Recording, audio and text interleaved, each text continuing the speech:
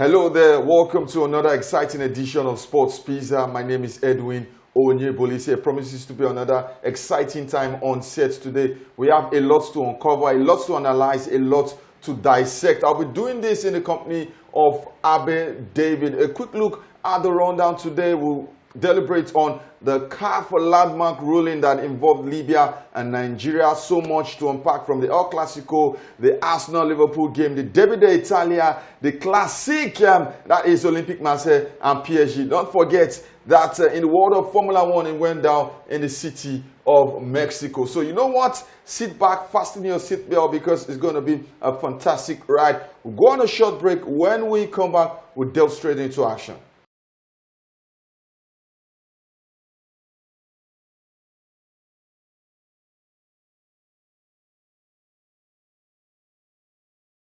Welcome back. This is Sports Pizza. Edwin and David on set. David, welcome to the show. How you doing? Yeah, Edwin, pleasure to be here as always. Almost a goodliest of weekends for us now, but like the Manchester City game also, it was a near miss. Almost another 6 points against title rivals. But we moved, despite everything that has been said. Arsenal are still close to the title. Okay, we'll get to that in a moment. Let's start from the home front. Yeah. The landmark ruling from CAF.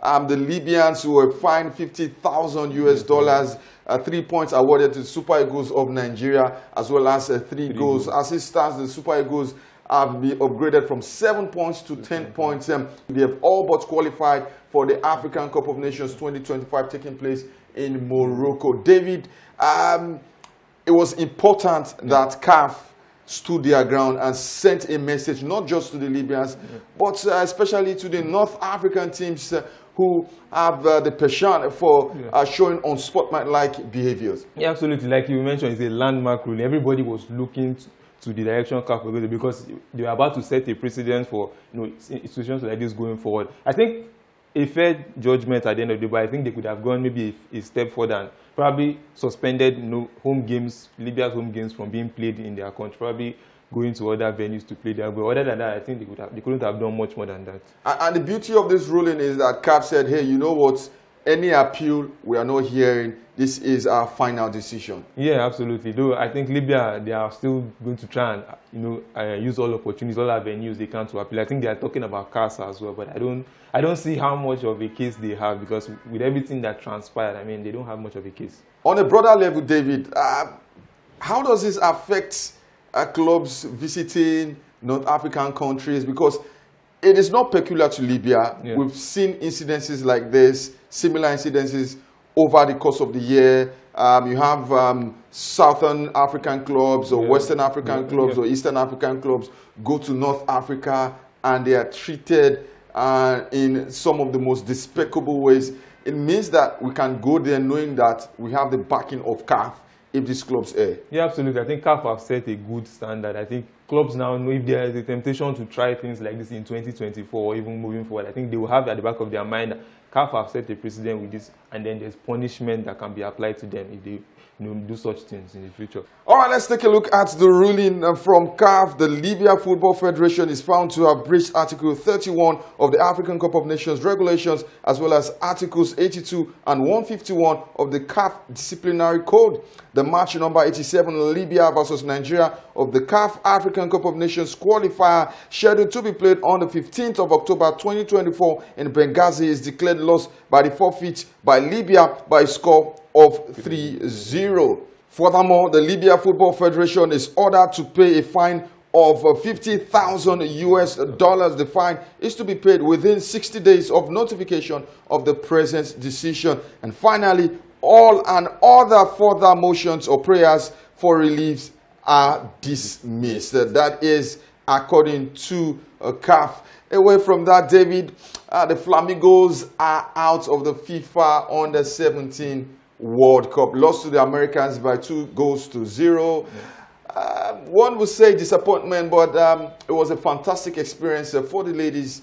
And just like we said before coming on air, it is a yearly tournament. It means that there is an avenue for continuity with these girls. Yeah, absolutely. I think Coach Bankole Olorukere has shown, fine, one thing he has shown is selection of talent. He's able to spot talent. He has gathered this crop of players, young girls, and they are ready to explore. I think a good tournament, positives to take from it. And I think the little margins that we still need to close to some of the very best teams in the world, I think they are in the next couple of years, couple of months as the team progresses. I think one thing we need to resist is the urge to maybe disband this team completely, or try to jettison the old plan and start afresh. I think we have a solid foundation to build on going forward. And as you mentioned, the tournament is now on a yearly basis based on FIFA's ruling. So they want it to be a developmental tournament. It's supposed to be. So I think Nigeria should take advantage and actually develop its team going forward. And straight to the MPFL, David, Rivers United were held at home by El Kanemi Warriors, who have also had a fantastic start to the season. Yeah, absolutely. El Kanemi Warriors. There is a surprise of the season for me because a team who has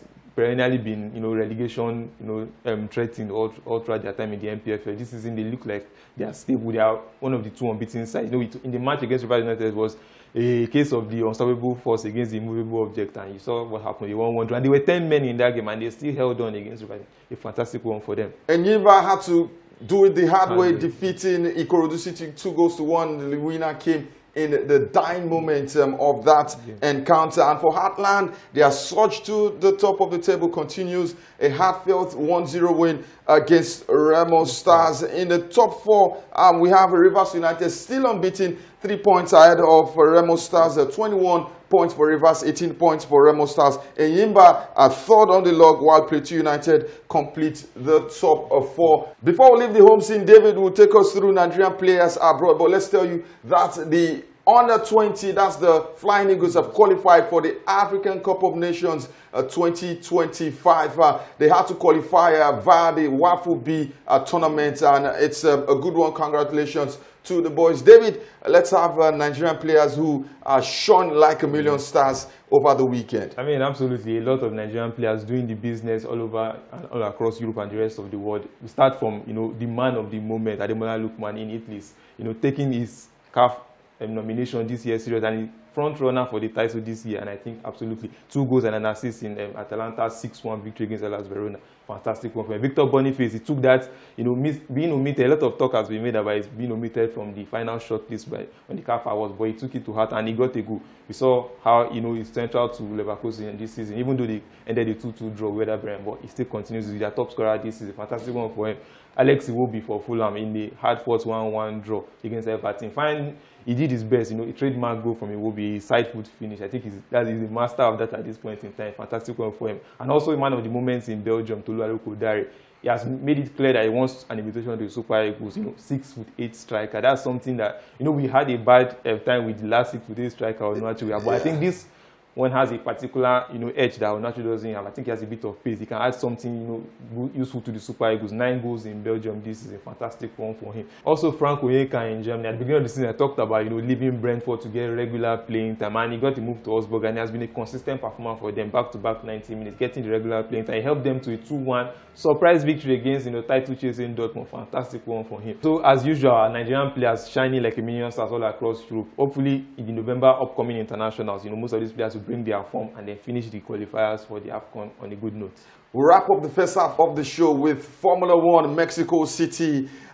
It was Carlos Sainz 1, Lando Norris 2, Charles Leclerc 3. No podium finish for Max Verstappen, and the lead has been cut down from 57 to 47. And there was a bit of bad blood between Lando Norris and Max Verstappen. Yeah, absolutely. I think we saw it last weekend in the US Grand Prix, in Austin. We saw how, the 5-second penalty that was given to Lando Norris, he fell on the wrong side of that clash. But this weekend, it was now, the clash between himself and Verstappen again. This time, Verstappen got the hammer. And it seems like Verstappen is beginning to implode. At the beginning of the season, we felt, this is the best car on the circuit, the best driver on the circuit. And now the team first imploded Red Bull, and now the driver himself is also imploding.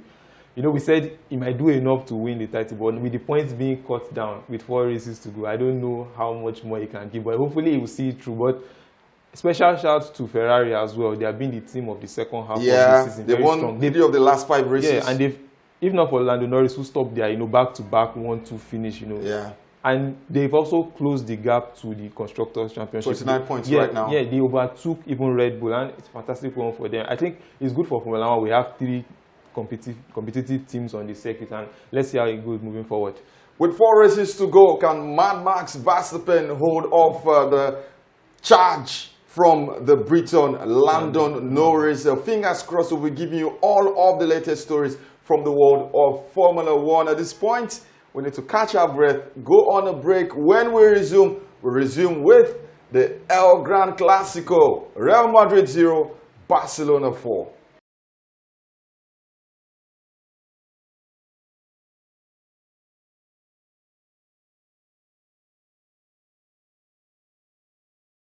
Welcome back to the second half of the show. This is still Sports Pizza. Do give us a follow on our social media platforms. The handles are showing on your screen. I'm still on set with David. David, let's start with the El Clasico. After the game, I posted on my social media handle that it was a tale of two halves, a tale of atrocious finishing versus fantastic and clinical finishing. Yeah, absolutely, Edwin. You put it exactly the way it was a game of moments. You know, Barcelona took their moments, Real Madrid struggled with their moments, and absolutely surprising how Madrid turned up. Fine, of course, we had an inkling of what was going to happen. We had seen the cracks with Real Madrid over the course of the season, but it seems like everything just fell apart on that day in the El Clasico.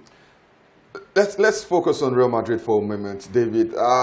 We talked about the pace they have in their side and how they will take advantage of Barcelona's extremely high line. But it felt like they helped Barcelona more than Barcelona exposed themselves. How can you be caught offside 12 times? 12 times Vinicius, and the culprit, of course, was Kylian Mbappe. Yeah, absolutely. It was a gamble from Hansi Flick, and the gamble turned into a trap. You know, Real Madrid fell into that trap just by the numbers. You know, 12 offside. Mbappe, I don't understand. He kept doing the same thing over and over again. The ones he was not caught offside for, he missed them, and then the ones he was caught offside for, he scored them. It just felt like his head was not in the right place in that game, and that's part of the reasons why Real Madrid have had issues this season. I don't know how they are going to be able to solve it, you know, with Vinicius and Mbappe playing together, because even in the course of the game, they didn't exchange.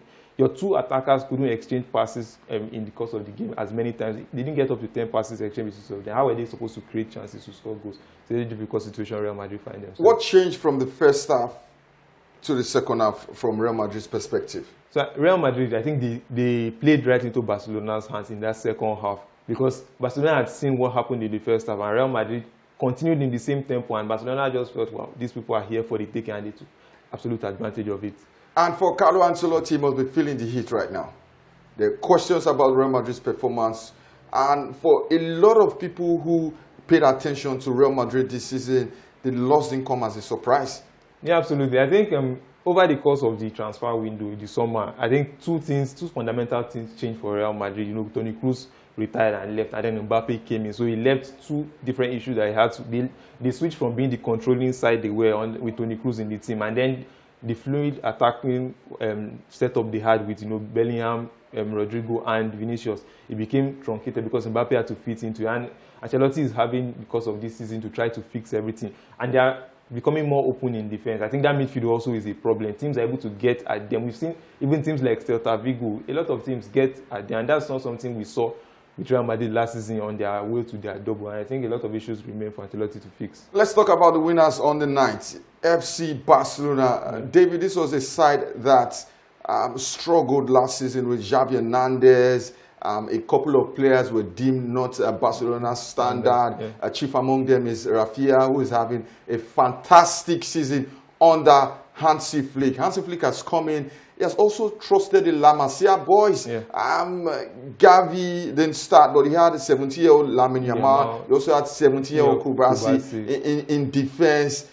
And you can say that this is not just down to luck, but proper coaching from Hansi Flick, who was linked at some point to Manchester United. I mean, it's very clear that what Hansi Flick did when he came into the team was clear instructions. This is what I want you to do. This is how we are going to play. And everybody bought into it. And everybody knew their roles. And even the fact that the La Masia players, even in the preseason, we saw them, they were interpreting the rules exactly. It means he has set a blueprint and everybody bought into it. And unfortunately for Man United, they couldn't get him. But we see the rewards that Barcelona are reaping from it. In the first half, I thought they were scared of Real Madrid. I thought they tried to curtail Real Madrid rather than impose themselves on Real Madrid. And in the second half, we saw a tactical switch. Frankie de Jong came on. He give them balance at the base of the midfield. He could slot in as the extra centre back. He also afforded the Koundé and Balde to push up with Yamal and Rafinha inverted, isolating Real Madrid's fullback and created space for Robert Lewandowski. And from then on, you could tell that for every attacking forward, Barcelona felt like they could score. Yeah, absolutely. You explained it exactly. In the first half, Lewandowski had 9 touches in that game, and then he didn't have a touch in the box. In the second half, he had 35 touches, so there was 26 more touches. And also in midfield, that change, the Fermin Lopez change for Frenkie de Jong was what switched it for them, because in the first half, we saw Pedri had 40 touches, Marc Asado, the other guy in midfield, had 41, and Fermin had only 16, so he was struggling to keep up with the pace. So it felt like 2 men carrying the load of 3 men. But when Frenkie came in, sat deep, allowed Marc Asado. You saw the goal, the first goal that broke Real Madrid. Marc Asado could shift up, and then just one touch and a pass, and he broke their defense. So I think that tactical switch was what Flick used to change the game completely. It's 6 points right now, still early days.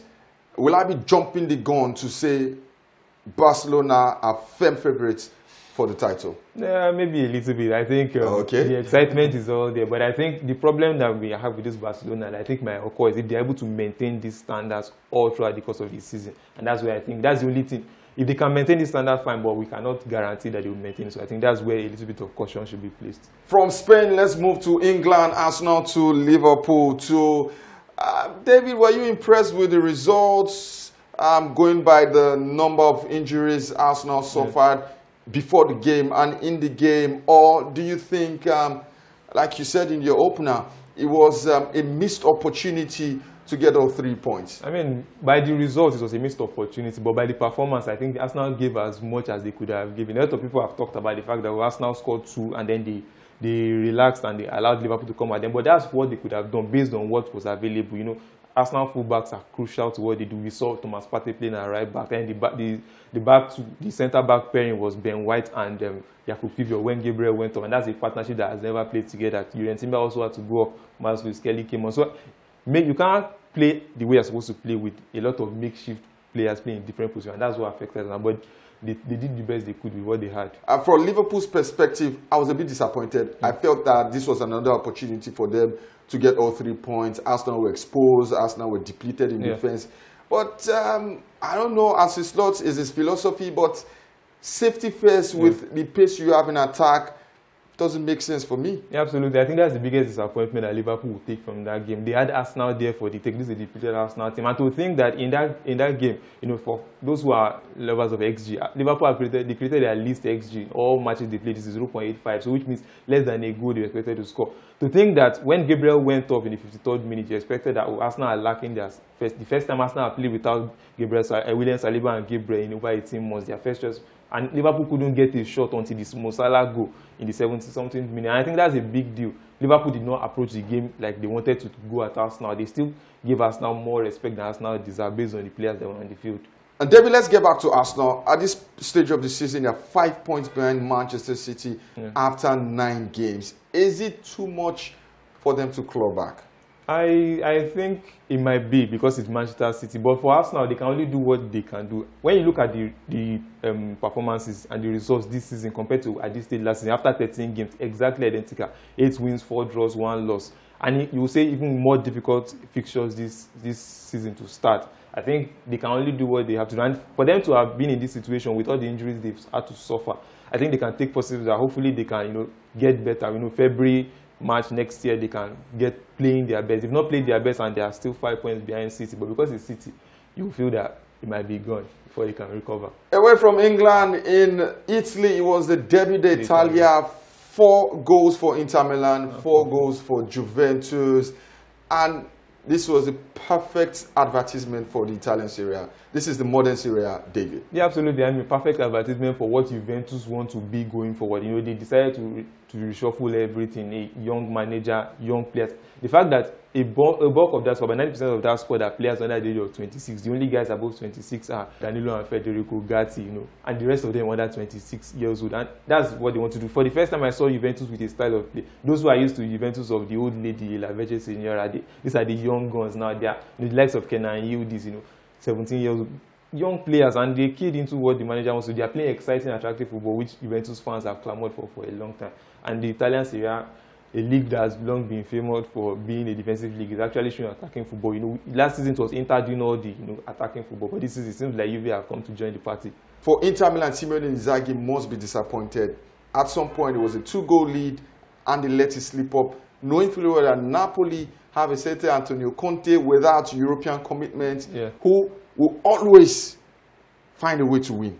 Yeah, absolutely. I think he'll be disappointed with the result and also the way they lost the lead at points in that game. And I think that's where disappointed. But considering the fact he's facing Juventus, you know, he mentioned it in his pre-match conference that a lot of teams have, you know, spent money to close the gap on Inter Milan, and the gap was 18 points last season. So it takes a lot for you to close that gap. But he's expecting a challenge, target on their backs this season. They just have to do what they want to do. Keep winning matches, and then title races on for the season. We can go on and on and on and on and on, but unfortunately, time isn't our friend. Yeah. This is what you get to enjoy on Sports Pizza. We'll give you the very best analysis from the world of sports. This is where we drop anchor on today's edition. I'm sure you had so much fun with us. We have lovely content for you on our social media platforms. You can like, subscribe. We'll leave you with our video for the week, and this is where I say, David, thank you for being a part of today's edition. Thank you for having me, Edwin. Always a pleasure to be here. From David, it's cheers. Goodbye. And from me, Edwin Onyebolis, it's been a pleasure hosting the show. It's been a pleasure gracing your screens. Until we come your way same time next week, do have a fantastic sporting week.